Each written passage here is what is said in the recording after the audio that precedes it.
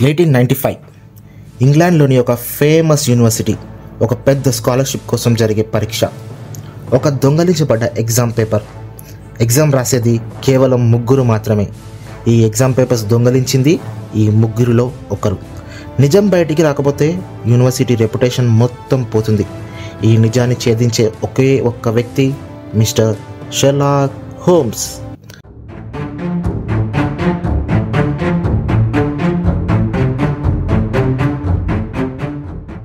Hi, this is Praveen. Welcome back to my channel. Story begins. The adventure of 3 students. సాయంత్రం కావస్తుంది. Mister homes ఇంకా Watson ఏదో ఎక్స్పెరిమెంట్లో బిజీగా ఉన్నారు. సడన్గా డోర్ బెల్ మోగింది.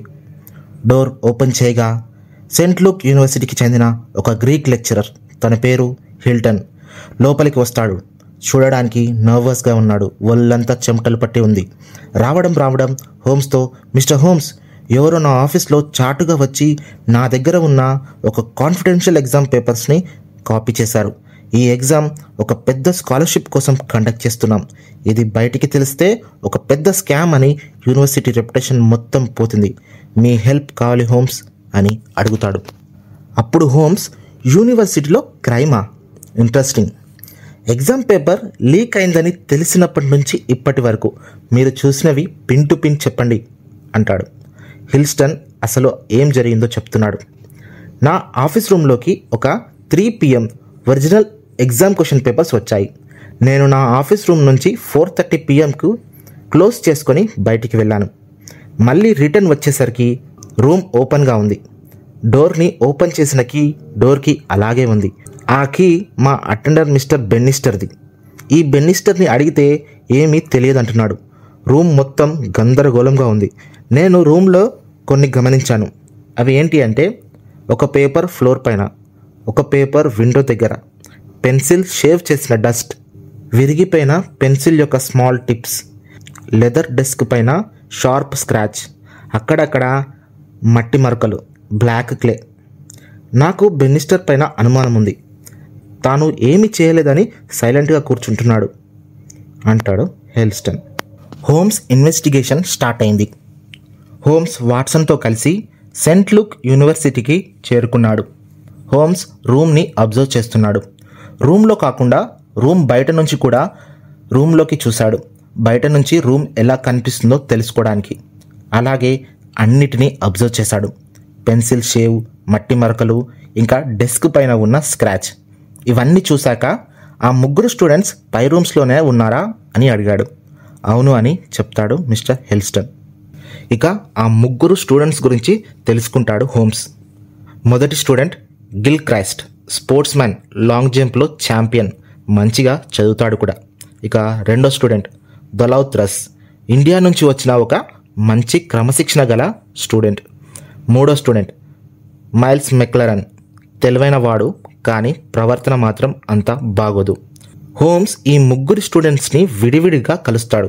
వాళ్ళ దగ్గర ఉన్న పెన్సిల్స్ ఇంకా నైఫ్ని బాగా అబ్జర్వ్ చేస్తాడు. కానీ ఎవరివి కూడా దొరికిన పెన్సిల్ షేవ్తో మ్యాచ్ అవ్వవు. ఇక హోమ్స్ అక్కడ నుంచి వెళ్ళిపోతారు. హోమ్స్, వాట్సన్ కలిసి ఆ యూనివర్సిటీ చుట్టూ ఉన్న స్టేషనరీ షాప్స్లో అలాంటి పెన్సిల్ కోసం వెతికారు. కానీ వాళ్లకు కావాల్సిన షాప్ అక్కడ దొరకలేదు. ఆ యూనివర్సిటీ చుట్టూ తిరుగుతూ లాంగ్ జంప్ గ్రౌండ్కి చేరుతారు. అప్పుడు హోమ్స్కి రూమ్లో ఉన్న బ్లాక్ క్లే అండ్ డస్ట్ గుర్తు వస్తుంది. ఆ ముగ్గురులో స్పోర్ట్స్ మ్యాన్ గిల్క్రైస్ట్ కదా, తను లాంగ్ జంప్లో ఛాంపియన్ కదా అంటాడు హోమ్స్. అవును కదా అంటాడు వాట్సన్.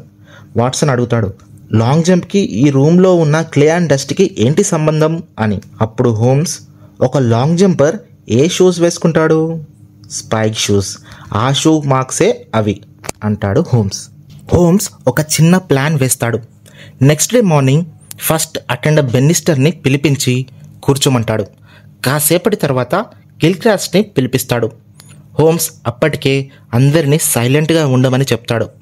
గిల్క్రైస్ట్ రూమ్లోకి ఎంటర్ కాగానే రూమ్లో మొత్తం సైలెంట్గా అందరూ సీరియస్గా ఉండడంతో గిల్క్రైస్ట్ నర్వస్గా అటెండర్ బెన్నిస్టర్ వైపు చూస్తాడు.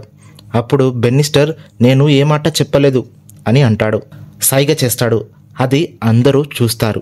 అక్కడే అందరికీ తెలిసిపోయింది ఈ బెన్నిస్టర్ హ్యాండ్ కూడా ఇందులో ఉంది అని.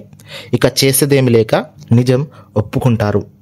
గిల్క్రాస్ట్ హోమ్స్తో చెప్తాడు, నేను ప్లాన్ చేసి పేపర్స్ని దొంగలించాలని అనుకోలేదు. పక్కనే ఉన్న గ్రౌండ్ నుంచి ఆడుతూ ఆఫీస్ రూమ్ విండో దగ్గర పడ్డాను. అప్పుడే నాకు ఆ పేపర్స్ కనిపించాయి. ఆ పేపర్స్ చూస్తున్న కాసేపటికే బెన్నిస్టర్ డోర్ ఓపెన్ చేశాడు. కానీ నన్ను ఏమీ అనలేదు, ఎందుకంటే తను ఒకప్పుడు మా ఫాదర్ దగ్గర వర్క్ చేసేవాడు. నా పేరు బయటికి రానివ్వలేదు, మమ్మల్ని క్షమించండి అని అంటాడు. గిల్క్రాస్ట్ అప్పటికే ఒక లేఖ తన పాకెట్లో రాసుకొని రెడీగా ఉన్నాడు. అది హోమ్స్కి ఇచ్చాడు. అందులో తను ఈ ఎగ్జామ్ రాయట్లేదు అని, తను చేసింది తప్పు అని, ఎగ్జామ్ రాసే అర్హత తనకు లేదు అని అందులో రాసి ఉంది. అది చూసి హోమ్స్, నువ్వు ఆడే ఆటలో కాదు, నిజంగా ఇప్పుడు గెలిచావు. చేసిన తప్పును సమర్థించుకోలేకపోయావు, నీ మనసును మార్చుకున్నావు అని హోమ్స్ తనను మెచ్చుకుంటాడు. గిల్క్రాస్ట్ ఆ యూనివర్సిటీ నుంచి ఇక వెళ్ళిపోతాడు. ఈ చిన్న స్టోరీ మీకు ఎలా అనిపించిందో కామెంట్లో చెప్పండి. లైక్ చేయండి, షేర్ చేయండి. కొత్తగా వచ్చుంటే సబ్స్క్రైబ్ చేయడం మర్చిపోకండి. ఇంకో స్టోరీతో మళ్ళీ కలుద్దాం.